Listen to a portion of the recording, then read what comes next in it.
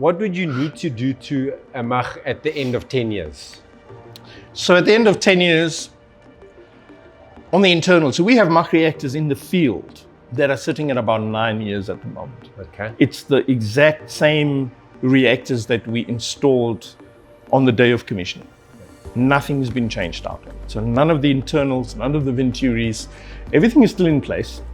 And when the client, I think it was last year that the client did an inspection, a visual inspection of the venturis. So they opened up one of the reactors and had a look inside and tried to see if there's any wear. And and they sent me the photos. All I saw is beautifully polished up ceramic. It looked like those fancy watches that you get that are made out of ceramic. It's because of the slurry moving past it. It didn't abrade away the ceramic. It actually polished it to a nice shine. So it looks even better after 9 years, because now it's polished ceramic. Now it's polished. It's almost jewelry inside there. Sure. So there's nothing you would need to do to a MACH in terms of making it operate better after 9 or 10 years.